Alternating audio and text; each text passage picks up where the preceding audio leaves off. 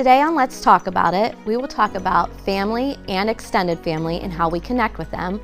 And then later, we will have Becky Wilson come share a very heartbreaking story.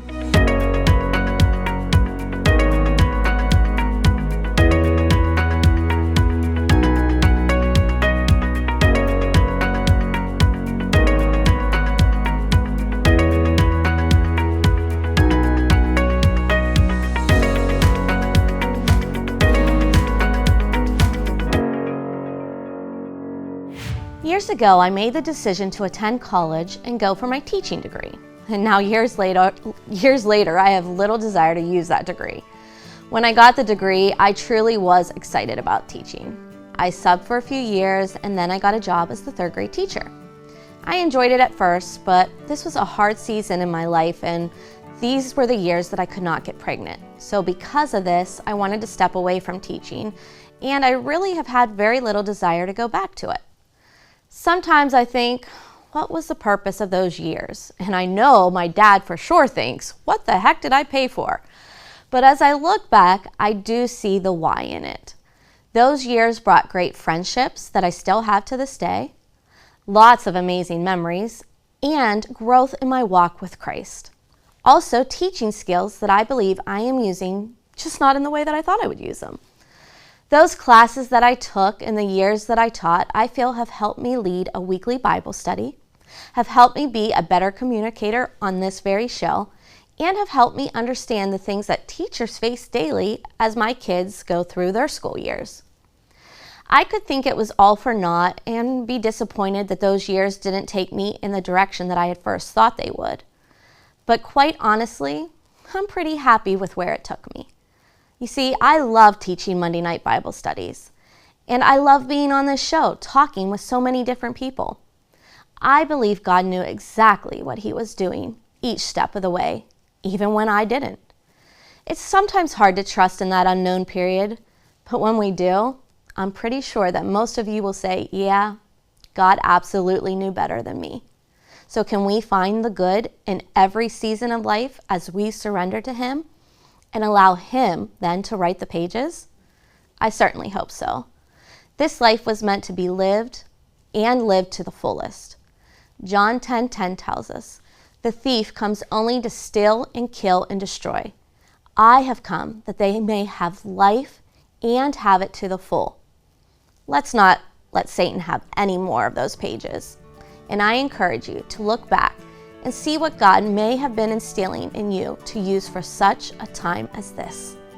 He doesn't waste a single thing and can always use what we thought wasn't even a necessary part of the story. And we are just three ladies, all with big opinions, always backed by a biblical standpoint. Let's talk about it. This segment is brought to you by Harry's Construction, whose motto is, if you can dream it, we can create it.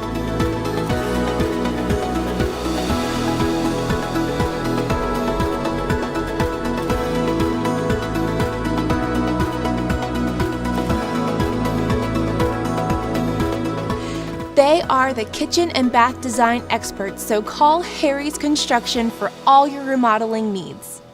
Ladies, today I want to talk about connecting with not just our immediate family, but even extended family. And how do we navigate some of those relationships? What does it look like for each of you? So Teresa, start with you. What does that look like for you? It's a little more difficult in this stage of my life because my kids are all married, so I have to share my family with other families.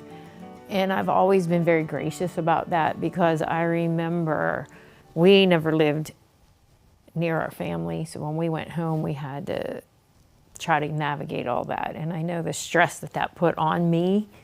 So I try not to put that stress on my children and be that squeaky wheel. So I feel that the Lord has blessed me though by not being selfish about their time. So holidays, I'm very gracious, and I say to them, look, if you can't come here for dinner, say, just pick a holiday, Thanksgiving, Easter.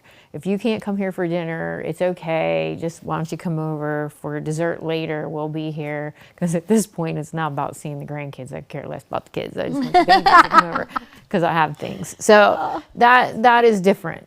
Yeah. That's a lot different. Yeah.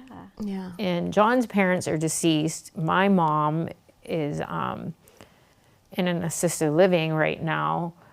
So just everything is different. It's just different. But I have developed a family in Altoona because I'm not from here. And I do a lot of holidays with them. They're not my blood relatives, but they're my relatives nonetheless. Yeah. Family. Yeah. Call them family. At this point, they're just friends family. and family together. They're just family. Like I got them, they got me. And so I do Thanksgiving there, I do Christmas Eve there. And now, like my kids will say, what are you doing for Thanksgiving? And I'm like, you know what I'm doing. Like if you want to be with me, I'll be up at the compound with the Balzano Mercer clan. And if you want to join me, great, you know. So yeah. That's really nice. That's kind of what I do. Yeah. What does it look like for you, Tracy? I feel like ours has changed a little bit just as the children have gotten older. So I'm not from this area. So we've always gone back to Philadelphia area for Christmas because my brother passed away. Like the day we found out was Christmas Eve that he had been found and was gone. And so for like probably the first 10 years of my marriage, there was no questions. We were with my family. And as we had babies, like that was the joy to my parents. Yeah. And so that was a non-negotiable. And my husband was super gracious with me about that. His mom doesn't live around here. And so his dad was always flexible. We would do Christmas before we would leave for Philly and then come back and have his dad over. But since my kids are getting older and more active, we kind of have to now do like every other holiday. So I'll host Thanksgiving this year, go to my parents on Christmas. So we just kind of had tried to figure it out because now all of my siblings are grown and married. And so it's like what you're saying, you know, from my mom's perspective, she just has to be really gracious with all of us. And we try to make it work. Just, you know, like if I would come home, I'm home and then everyone comes to my mom's house and we all just meet there. I don't really like go to my siblings' houses when I go home. We just go to like the central location. Yeah. But it's getting a lot trickier because now there's sporting events that my kids are in and they actually have them on Easter. You know, like last year there was a whole tournament Easter weekend. Wow. Just so many things that I'm not a fan of. Yeah. We're just trying to navigate that like well, because when you make a commitment to something like a travel team, then you feel like you're obligated to go. Right. So I do struggle with that, but Yeah, that'd be hard. I love to host, and my mom loves to host, so we just kind of tag team it. It's just great. Yeah. And then if his mom, I do feel like if my husband's mom was in town, then we would probably do more. Women seem to be more of the, not to like discriminate, but they seem to be more of the gatherers and the organizers. And so she's in Alabama. Oh. So we just, when she comes home, we just have her over. Yeah. For me, my family actually all lives, and so does Troy's immediate family. We live all in Altoona, so hasn't been too much of an issue as far as getting together and things like that, because we all are here. And we've always really worked well together, I feel like, of where we're going to spend our holidays. Like Thanksgiving has kind of always been for his family. And so we always do Thanksgiving there, but then we'll go over to my parents after and have a second Thanksgiving, you know what I mean? So that's always been for Thanksgiving. And then Christmas has always been my parents. And Christmas Eve has always been my dad's side. And then Christmas Day is my mom's side. Now Christmas Eve has changed a little bit just because of health reasons with some of that family. So we don't always have all of those people that we used to have come around. Yeah. But we've been very lucky in that sense where we're just all here, so we can just all easily get together. So that's been really nice. And we have some really great traditions that I feel like we've put into place, and I hope that my kids will carry them on. You know, like we'll go in the church van and go look at lights around the city, and we'll all get in the church van and do that. Now, as they get girlfriends and stuff, we're like, we're running out of room in this one van, not sure what to do. And none of the older ones really like it. They're like, this is boring. But we think it's so fun because we've done it for so many years, go around looking at lights. And then we always have a tradition with Black Friday shopping that my aunt and her daughter comes in from New York for Thanksgiving. So we always, that weekend is like stuff with her. Black Friday shopping, and then Saturday we go out to eat with them because they're in from New York. So it's traditions that we've just done for years and years and years that I hope that we keep doing because I love it. So with my immediate family, it's been pretty easy. Extended family can be a little bit harder, you know, because they're everywhere. But even as far as not even just holidays, what would you say, like, for some of the extended family, or maybe even your immediate family who maybe doesn't serve the Lord or think the same way, how has that been? How do you navigate that, Teresa? I have some of that, and we do what we always do, whether they were there or not, with no apologies. And it's accepted. It's accepted. And I mean, I have a daughter-in-law who she's Chinese, and never an issue. So there's always that.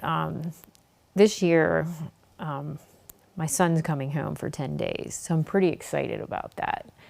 To have him back in the fold, because it's been a year since he's been here. So I'm kind of excited about that. Now, I'll be excited about it in about 2 days after he has my house destroyed, and there's just things that come with Cody that words cannot describe. And my nerves will be a wreck. Like, oh, geez. But we have learned that, and I've shared it before, that is his life in his house that he grew up in. If he can't be comfortable here, where is he going to be comfortable? And we just suck it up and know that we can clean the house when he leaves. So that's just how we're going to enjoy him and not be on edge because of little pet peeves. You know what I mean?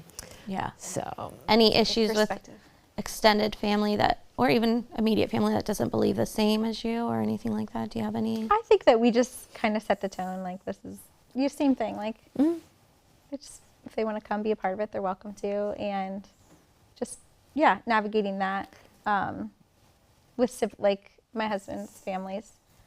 Like, my family's really, really close. And so when I'm home, it's like we're all together. His family is, like, he has siblings around here. And they have relationship, but it is definitely different. It's different, but, like, you're welcome to our house. We just aren't going to change Who we are. Yeah. No. But we just always, like, just love, you know, just keep showing love. I don't have, and then my cousin is coming up because he feels as though he's not, like, as well received in his family because he is a believer. So last Thanksgiving, he drove an RV. He asked if he could come stay at our house, and he drove an RV and parked it on our property. Aww. And his wife and 2 boys came, and this year he asked if he could come back again. Aww, and even sweet. Bring, like, his wife's cousin, because they had so much fun. So, I love that. I always say the more the merrier. Yeah. That's just, like, my heart. sometimes Kaylee or my daughter-in-law Bailey will make something, and they'll say, trick or treat night. Kaylee's like, I'm gonna bring over, I made homemade chicken and gnocchi soup. I'm gonna bring the crock pot over, and we'll eat dinner at your house, and then we'll all go out and take the kids. And I love that. Yes. Well, I'll tell you what, when they leave with 2 toddlers in my house, oh my word, it is blown up. That's how my parents' house is. It looks like a tornado. Yes, but I do enjoy it, and I enjoy having them over, and it's little moments like that. They're just good bonding family moments. And or John will hate it. They'll say, well, we thought we'd come over and cook dinner at your house. And John's like, oh no, they're gonna come over and tear up the kitchen. And I'm like, well, you know. Do it at your house. Invite us over. Invite us to your house. Yes, if we're gonna bring chicken over and cook at your house. No, but I think, like, my siblings, we all do that though. We go to my mom's, like, we're just my parents. They're both there. But, you know, it's like we could go to all the other houses, but it's just something about mom's house. You know, mom's kitchen, mom's kitchen. It's like, I don't know. I hope that I create that and cultivate that with my own children now. Yeah. I think, like, traditions we do, like, I love tradition. Yeah. But we have some issues with some things with, religion or Christianity, that we've learned that we'll be who we are, we'll believe who we are, but it's not probably something that we're going to have a conversation about because some conversations you just keep. Yes. We've some learned that. topics. Yeah. Seek peace and pursue it. Yeah. Yep. Right. And actually, that's funny. The verse I wrote down, Matthew 5:9, says, "Blessed are the peacemakers, There you go. for they will be called children of God." And that's what. Yeah. Be peacemakers. Yeah. Love on your family. Enjoy the time you have, because it goes by so fast. And when we come back, we will have our guest for the day. Since 1929, my family has helped keep your family at home. Ask for Dick's Home Care. I don't allow my disability to stop me from living the life I choose. Dick's Home Care has provided me with everything I need to be mobile. Don't let mobility challenges hold you back. Call today to learn how Dick's Home Care can empower you to live life on your own terms. Call the leader in home health care equipment, Dick's Home Care. Welcome back to Let's Talk About It. And we have a really special guest with us today that I got to connect with through Facebook. Tell us your name and a little bit about yourself. Hi, my name is Becky Wilson. I live in Harrisburg, Pennsylvania. I have a husband, Keith, and 2 kids, Connor and Scarlett. I'm a registered nurse. I'm an advocate for domestic violence and an author. Awesome. And she drove 2 hours to be with us, ladies, and I'm so excited. And she has a story that she needs to get out and let people hear about. So I'm going to let her do most of the talking today. So go ahead and tell us kind of where things began. And Yeah, so way back, years ago, I was 18 years old. Had my first real relationship with a 29-year-old who owned a restaurant. Thought it was great, and rapidly turned into an abusive relationship. I was isolated from family, friends, was with them for years and years. We had a child together. You kind of get just stuck in that relationship, not knowing. I was extremely naive, young, and then we had a child together. And then a couple years after that, then he started isolating me from my own child. And speed up a little bit, she was internationally kidnapped to Hungary. And people ask all the time, well, how did this even happen? But it's years and years of abuse, brainwashing. And then I fought for, I think, about 7 years in the legal system, fighting to get her back, fighting back my custody. And then another 6 years, turned into the federal side, and that was a whole different fight. And then finally we got the kidnapping charges. But with that much time gone by, Hungary will refuse to extradite him. They were already... So she's not in the States. She is not in the States. She's in Hungary. Yeah, okay. So Yeah. she's not in the States. And how old is she now?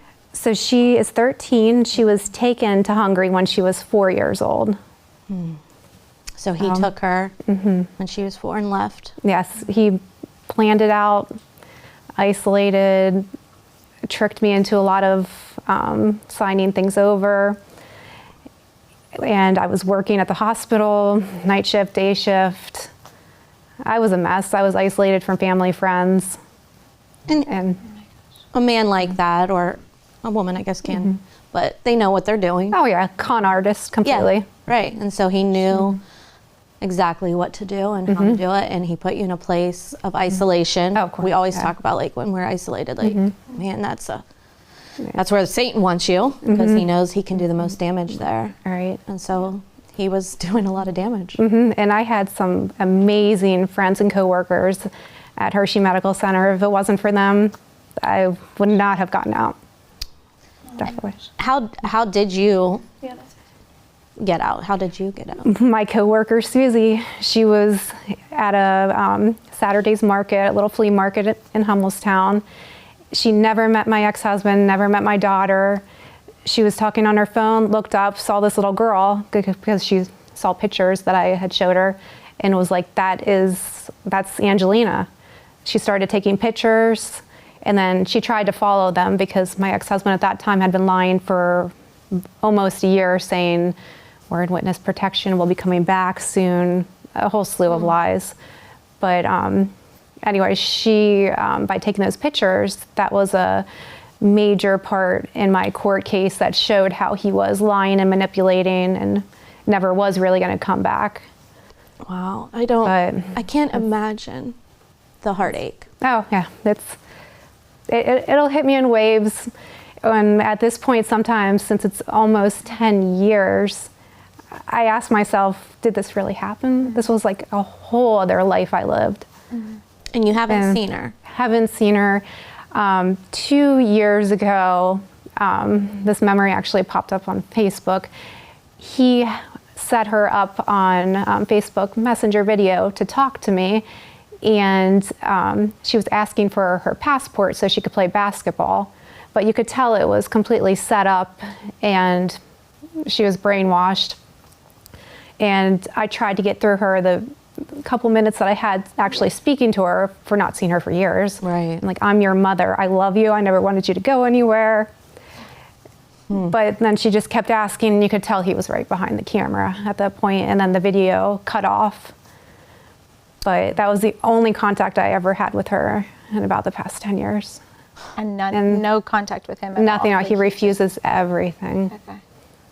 And so I guess that there's different legislative roles where he's at than here. Yeah. So that's what's making it the most difficult, probably. Yeah, so if it happened, if your kid got internationally kidnapped, you use the Hague treaties and you can usually get your child back right away. But he knew he could use time.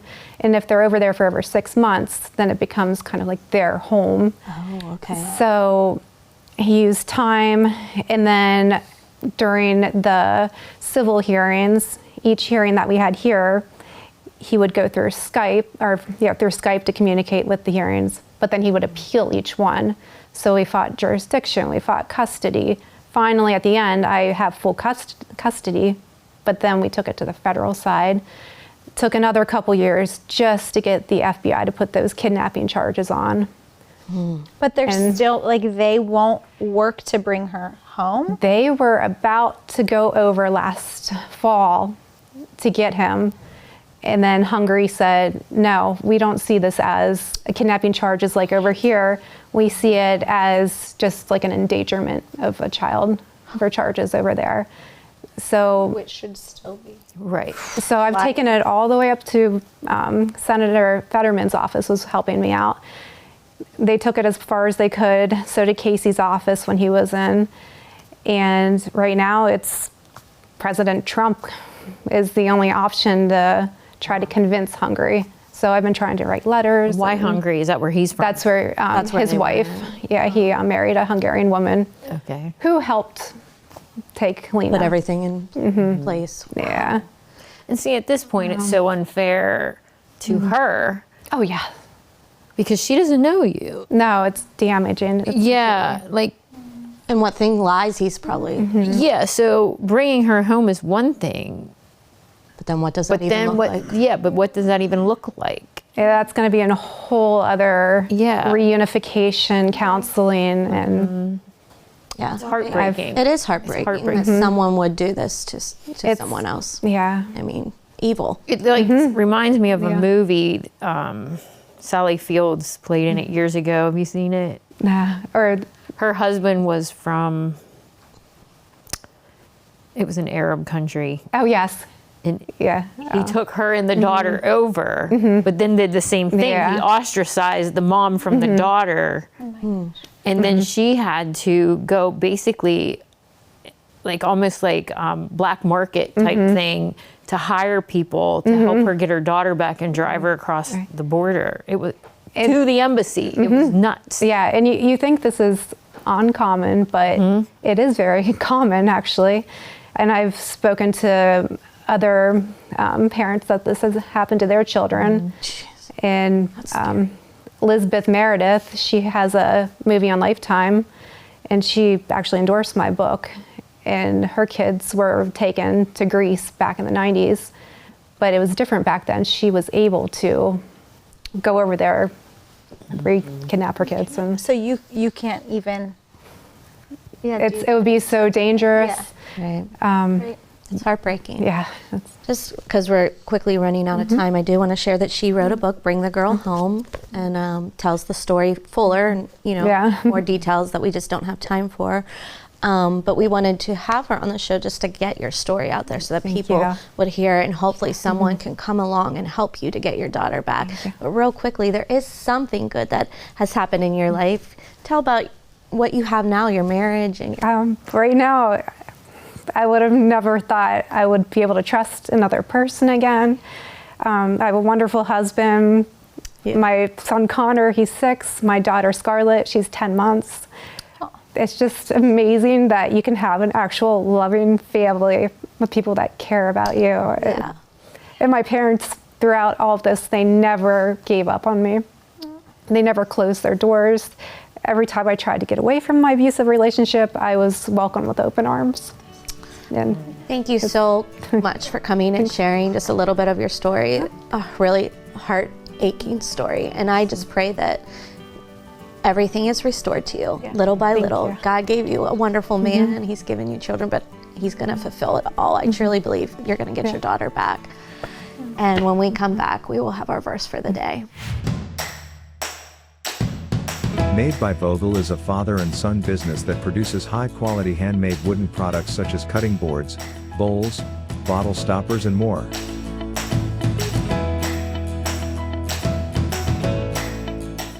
Products for sale can be found on their Etsy site or in downtown Altoona at the Clay Cup. You can't go wrong buying from Made by Vogel.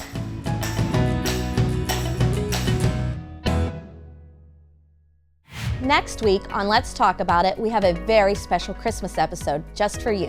And I don't even remember when we graduated from the kids' table to the adults, but I think I remember liking the kids' table better because they were a lot more fun than the adults were. Probably my favorite was Sharon and I got married on the 21st of December. Christmas was less than a week away, and that's probably the best Christmas gift that I ever got. Oh my goodness, you're gonna make me cry, Harold. I know. All that and more next time on Let's Talk About It. Dick's full line of mobility products, including manual wheelchairs, custom manual, power wheelchairs, and scooters for both adults and children. Call the leader in home medical equipment, Dick's Home Care. Psalm 46:10 says, "Be still and know that I am God." This verse always encourages my heart. This is an invitation from God to us to stop worrying, relax, and trust. Can life be chaotic? Yes. Can life have a lot of unknowns? For sure. Can life have troubles? Absolutely. But God. We can have a God that we go to in all of life's messiness and relax knowing, hey, He's got us. So today, instead of worrying, stop, take a deep breath, be still, and know that He is God and He never stops working on our behalf. And until next time, let's talk about it.